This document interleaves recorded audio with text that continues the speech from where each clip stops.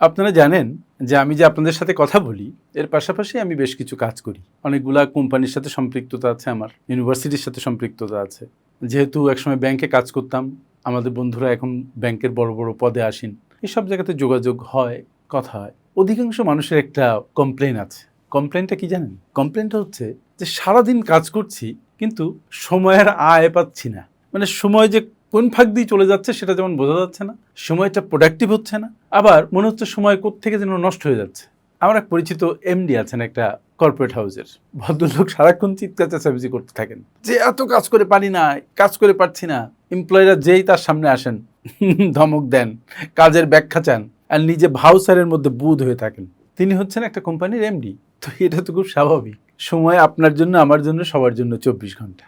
এই 24 ঘন্টাকে কতটা প্রোডাক্টিভ ওয়েতে আপনি কাজে লাগাতে পারছেন, কতটা প্ল্যান্ড ওয়েতে আপনি কাজে লাগাতে পারছেন, তার উপরে নির্ভর করছে আপনি চাকরি করেন বা ব্যবসা করেন তা কতটা সফল হবে বা সফল হচ্ছে। সময় নিয়ে অনেক কিছু আলোচনা করা যায়, কিন্তু আমি একটা ছোট্ট দিকে ফোকাস করতে চাই। সেটা হচ্ছে আপনার সময় কোথায় নষ্ট হচ্ছে। আপনি খেয়াল করে দেখুন, সকালে ঘুম থেকে উঠেই যখন ফোন নিলেন এবং একটা আকর্ষণীয় রিলস আধা মিনিট 1 মিনিট দেখার জন্য ফোনটা নিলেন, কোন ফাঁক দিয়ে আধা ঘন্টা 1 ঘন্টা চলে গেল আপনি খেয়ালই করতে পারলেন না। অথচ সকালটা আপনার কি ছিল? সকালটা আপনার কাজ ছিল সারা দিনের প্ল্যানিং করা। 4-5 মিনিটের অ্যাক্টিভ অ্যাটেনশন দিয়ে যদি আপনি ঠিক করতেন যে আজকে আমি এই কাজ করব, জাস্ট ডায়েরির মধ্যে লিখে ফেলতেন, তাহলে সারা দিনের সময়টাকে আপনি ধরতে পারতেন। যেহেতু আপনি রিলসের মধ্যে 1 ঘন্টা ব্যয় করে ফেলেছেন, তার মানে 1 ঘন্টা গন, এবং মাথার মধ্যে আরো যুক্ত হলো অপ্রয়োজনীয় আননেসেসারি অনেক স্টাফ, যেটা আপনাকে সারাদিন ডিস্টার্ব করবে। যাও, যার সকাল সুন্দরভাবে শুরু হচ্ছে না, সে অলরেডি সকাল থেকেই সময় নষ্ট করা শুরু করছে।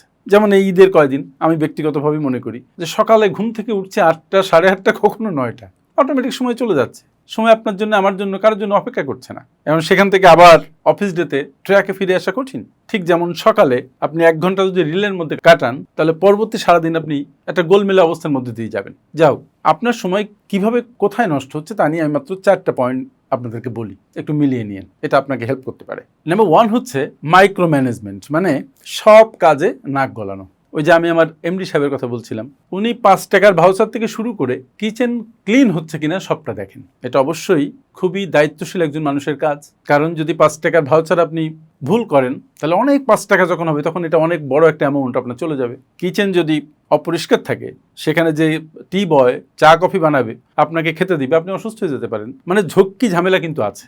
বাট যদি আপনি বড় একটা কোম্পানির এমডি হন, তাহলে এই ছোট ছোট মাইক্রো ম্যানেজমেন্ট এটা করা আপনার জন্য জাস্টিফাইড কিনা সেটা দেখা দরকার।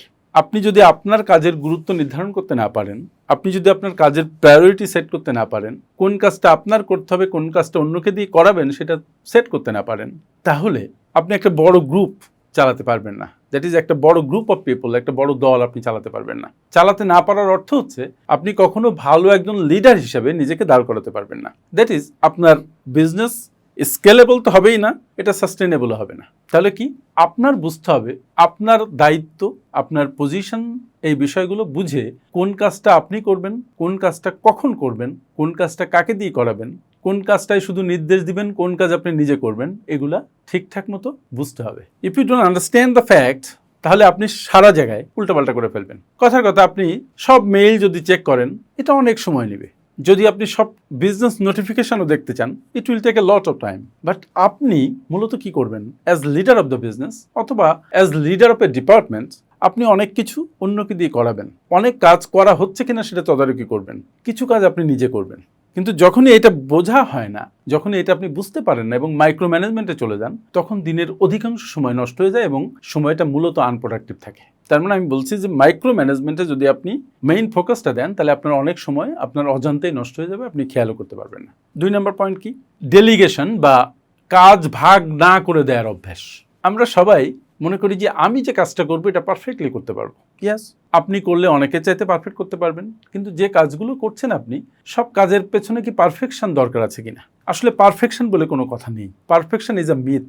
আপনি এখন যেটা মনে করবেন যে খুব পারফেক্টলি করেছেন, একটু পরেই আপনার মনে হবে না, এটা আরো পারফেক্ট করা যেত। তাহলে আপনার অফিসে অথবা আপনার ইন্ডাস্ট্রিতে যেখানে হোক না কেন, আপনি একা সব কাজ করতে পারবেন না। আপনার তদারকিতে কিছু কাজ হবে, তারপরে আপনাকে আপনার কাজের অনেক দায়িত্ব ডেলিগেট করতে হবে towards the juniors, towards other leaders.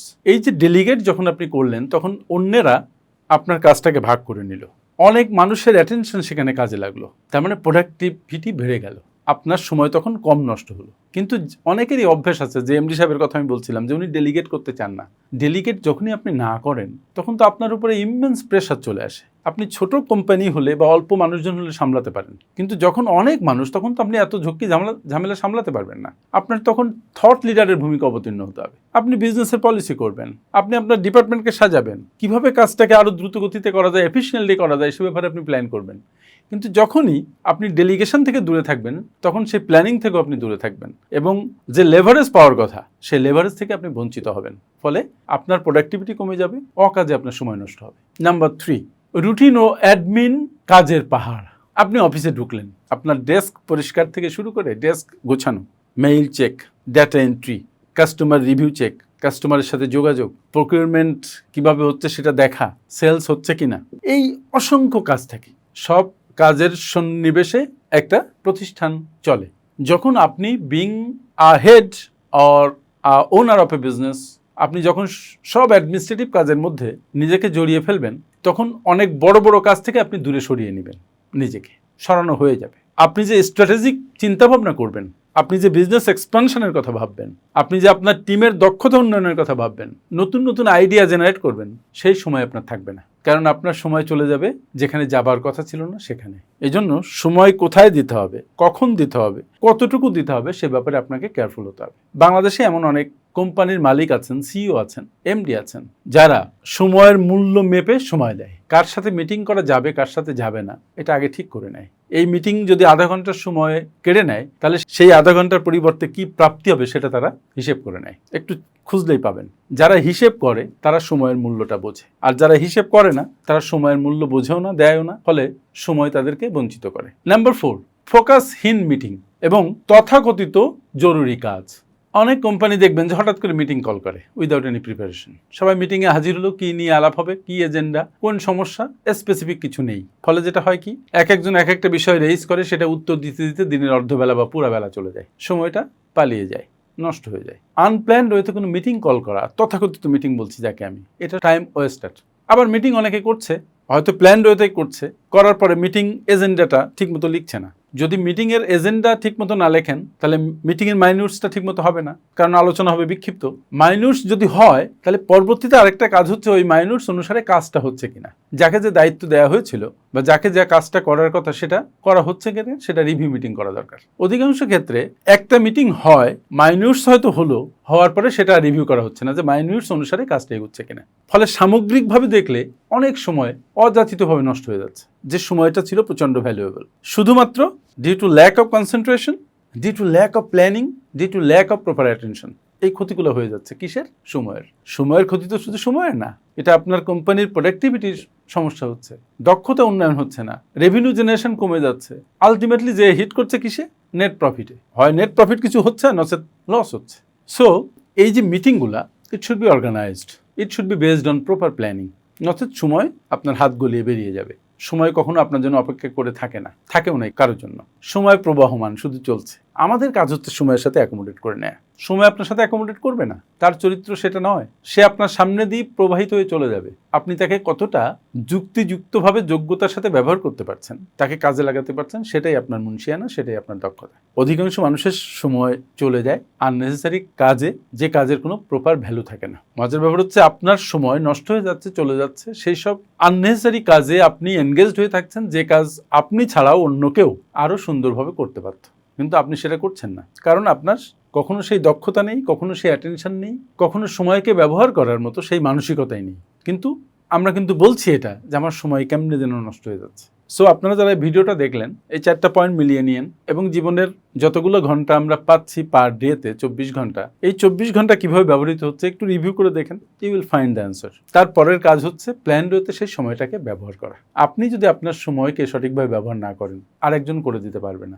এটা আপনাকেই করতে হবে। কমেন্ট করুন, আপনি আপনার সময় কি সঠিকভাবে ব্যবহার করছেন, নাকি সময় আপনার হাতের ফাঁক দিয়ে বেরিয়ে যাচ্ছে। আমার সাথে এতক্ষণ থাকার জন্য ধন্যবাদ, এবং পরবর্তীতে দেখা হবে অন্য কোনো ভিডিওতে। আসসালামু আলাইকুম।